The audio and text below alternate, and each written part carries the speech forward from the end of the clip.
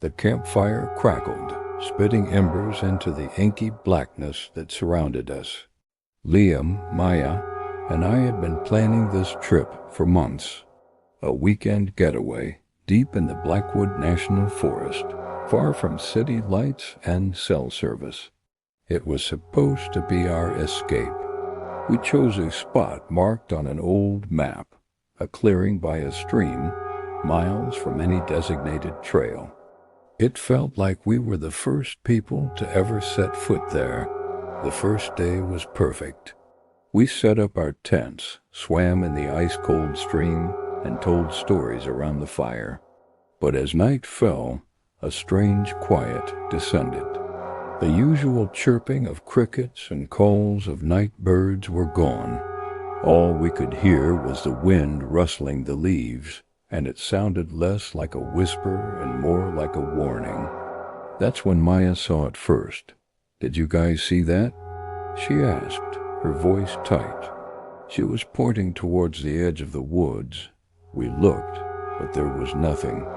Just a wall of impenetrable darkness. Liam laughed it off. "Probably just a deer, Maya. Relax."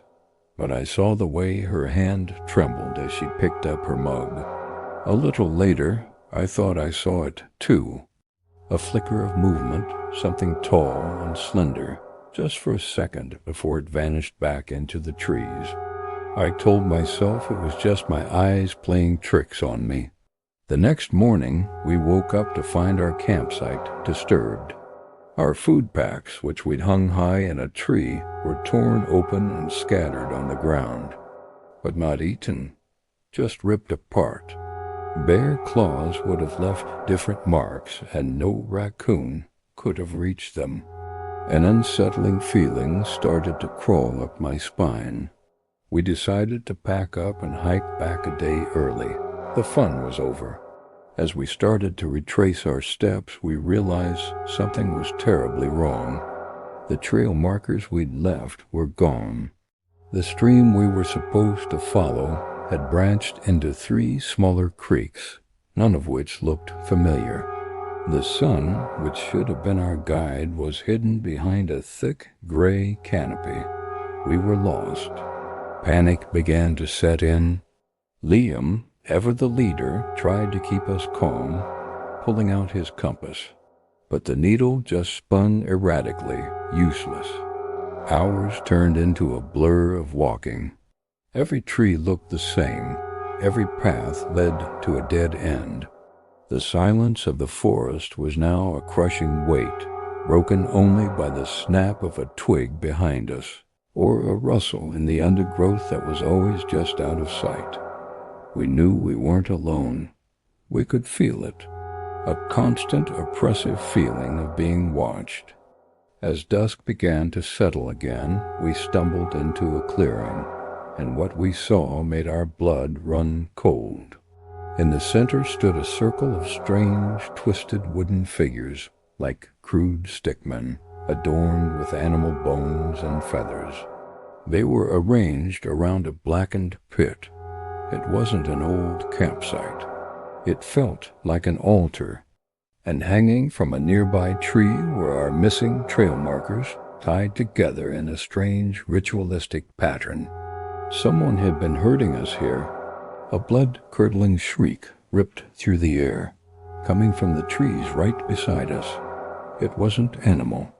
It was human, or at least it had been. We didn't wait to see what it was. We just ran. Blindly, we crashed through the forest, branches whipping at our faces. Maya screamed as she tripped and fell. Liam and I turned back, grabbing her arms and pulling her up. Behind us, we could hear it, crashing through the woods, keeping pace with us. Heavy, fast footsteps. We ran until our lungs burned and our legs gave out, finally collapsing at the edge of what looked like an old logging road. We huddled together, terrified, listening. The footsteps had stopped. The forest was silent again. We stayed there all night, too afraid to move, too afraid to sleep. When the first light of dawn finally broke through the trees, We followed the road. After what felt like an eternity, we saw it. A paved road. A car. Civilization. We flagged down the driver, a park ranger babbling our story. He listened with a grim expression. He told us we were lucky. We weren't the first to get lost in that part of Blackwood Forest, but we were the first to come back. We never talked about what happened. We tried to forget the feeling of being hunted, the stick figures, the scream. But some nights when the wind howls outside my window, I can still hear it. I can still feel the forest watching me. We went looking for an escape, but we found a nightmare instead. Some places aren't meant to be found, and some things are better left undiscovered. Thanks for listening. If you enjoyed this story, be sure to like and subscribe for more. Stay safe out there.